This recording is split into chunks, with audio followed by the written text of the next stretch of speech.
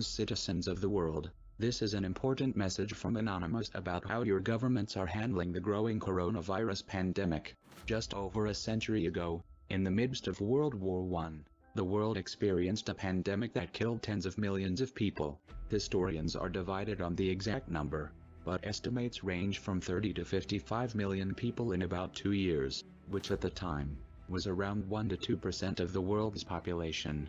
27% of the world's population was infected at some point during the outbreak. This great virus came to be known as the Spanish flu, because that's where it was thought to have originated. However, it was later discovered that the first patients of this illness were soldiers from the French, British, and German armies who were fighting on the front lines of World War I. The governments of these countries went through great lengths to hide the outbreak so they would not reveal a strategical weakness to their enemies in the war. Spain, on the other hand, was a neutral territory in the war, so there was not as much of a motivation for that government to hide the outbreak. So Spain ended up being the first place where the cases were accurately reported.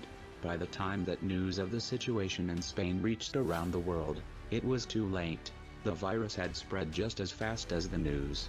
Sadly, as the pandemic grew out of control, governments around the world, including the United States, did their best to limit reporting on the illness to prevent panic or social unrest, and to help maintain troop morale. Many experts have compared the recent COVID-19 novel coronavirus to the Spanish flu. Bill Gates has said that we could be dealing with a once-in-a-century pandemic, which could be as deadly as the virus that wiped out tens of millions of people exactly a century ago. These two illnesses are not from the same family of pathogens, but there are some important similarities between these two outbreaks, and we may be making some of the same mistakes as those who came before us. In China, doctors, activists, and everyday citizens have been threatened with arrest for posting information about the virus that creates any alarm or contradicts official statements. Who's become incredibly well known around the world because of the coronavirus has died. This is the Chinese doctor who tried to warn the medical community about the coronavirus. He was told to be quiet by the authorities before weeks later being diagnosed with the virus himself. Before passing away from the coronavirus himself, whistleblower Dr. Li Wenliang said that the Chinese government knew that human-to-human transmission was taking place weeks before they told the public what was happening. Christian Anderson, an evolutionary biologist at the Scripps Research Institute, has estimated that the virus could have infected its first victim as far back as the 1st of October, based on a study of 27 genomes from early patients. This means that the virus was spreading all over Wuhan and the world for the past few months. If this research is correct, that means that this virus had likely made its way to every corner of the world by the time the Chinese government decided to shut down Wuhan. This may sound like an exaggeration because we are just now finally starting to see some confirmed cases in the United States and Europe. But let's take a minute to examine what a confirmed case actually is.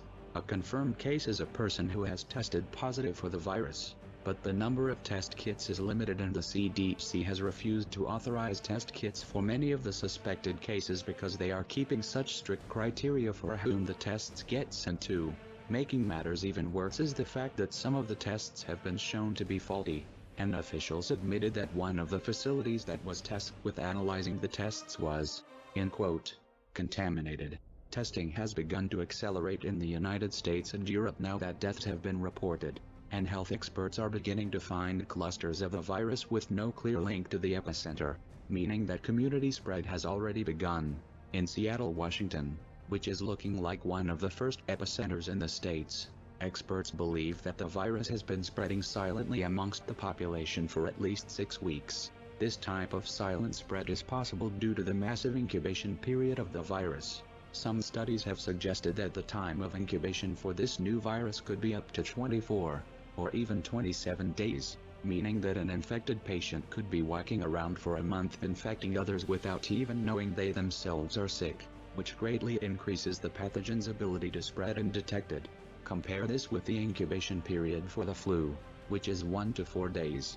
Speaking of the flu, the coronavirus outbreak may have gone undetected for these first few months because it was being mistaken for an especially bad influenza season.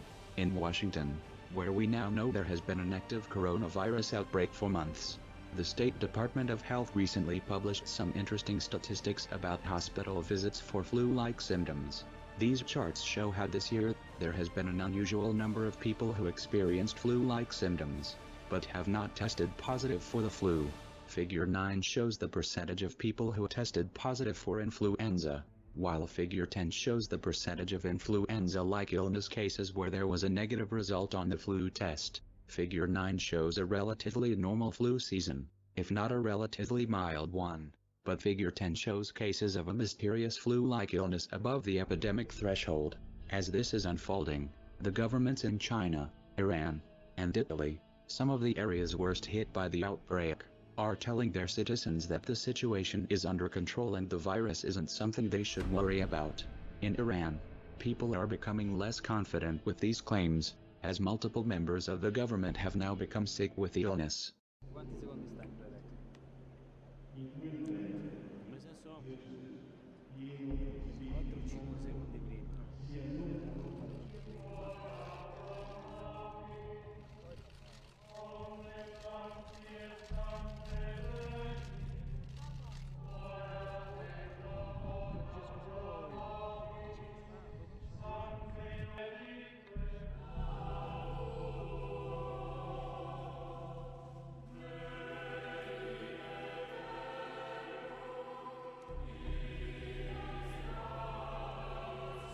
In Italy, at least one governor, Attilio Fontana, was quarantined after coming into contact with an infected staff member, and the Pope has cancelled all his appearances for nearly a week after falling ill with a sickness that the Vatican refuses to disclose.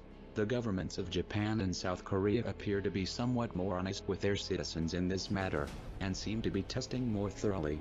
U.S. President Donald Trump has claimed that the country is in great shape for the coming pandemic, but has provided American citizens with very little of substance during his recent press conferences on the subject. Aside from assurances that everything will be just fine, the Trump administration is attempting to control the flow of information about the virus to keep people optimistic, just as the governments of China and Iran are doing. But this approach is putting people in grave danger, just as the administrations of the previous century had during the Spanish flu. In order to understand the seriousness of the situation, people need to know about the high rates of mortality and hospitalization for this illness. Furthermore, to adequately protect themselves, people need to know that this illness has a significantly longer incubation period and is much easier to catch than the seasonal flu. These are now established findings that should be at the front of every news bulletin and press conference, but they are being left to the footnotes or entirely ignored. Adequate testing and reporting should have started months ago, and sadly, the powerful people whom have appointed themselves as our leaders, are actually holding us back, instead of leading. Do the right thing and tell the people of the world what we're actually dealing with. We are anonymous. We are legion. We do not forgive. We do not forget. Don't expect us. We are already here.